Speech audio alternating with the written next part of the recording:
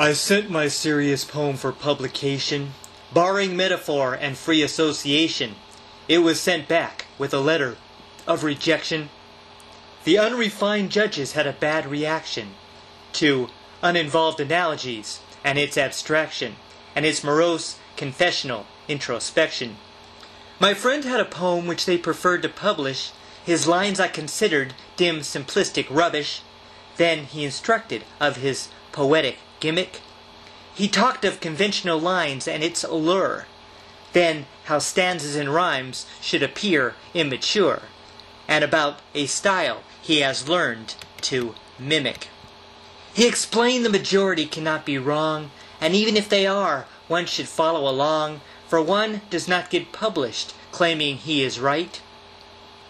There are messages the poets long to convey, and for some its simplicity causes dismay, but those who will not face facts have an uphill fight.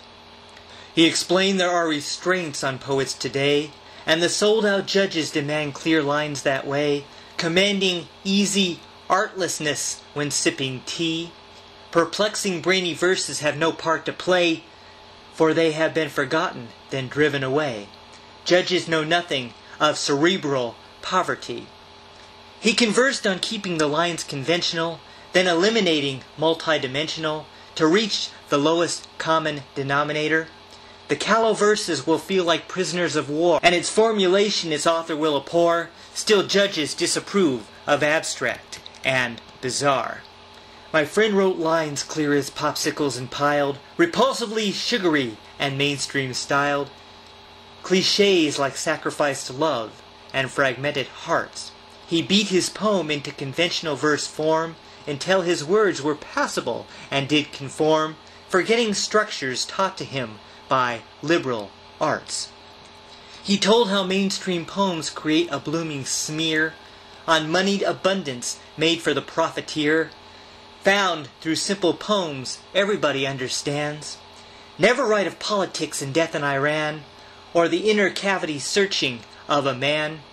Judges like poems about love and mammary glands. I was mesmerized by his beastly advisement that cliched poems should sound like an advertisement, and that was the typical work I should submit. His corny work reminds me of a Hallmark card, with assertions and concepts not unduly hard, to make his love poem a gratifying favorite. He spoke to me of creations he had cracking, just to get monetary financial backing, while tongue-kissing the mainstream world for love-making.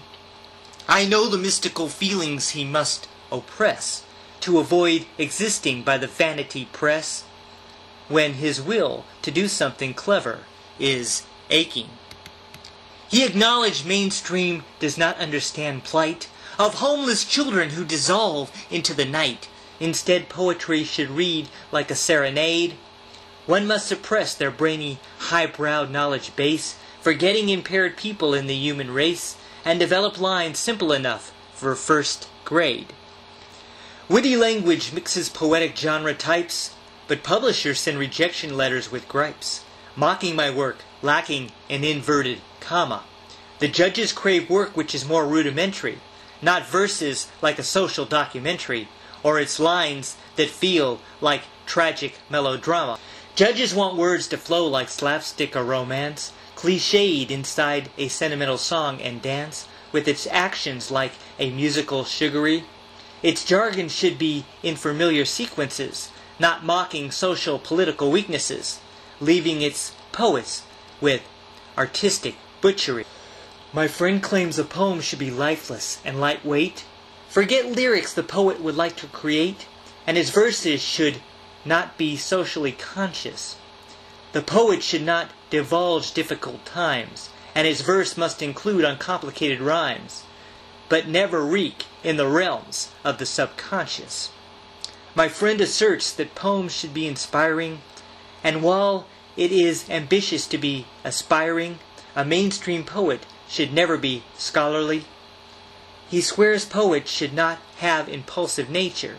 Instead, he should be a conventional player, and never write of dilemmas and poverty. The poet should never discuss identity, Instead, substitute feeling with obscenity. Embracing the mainstream while losing inbred pride.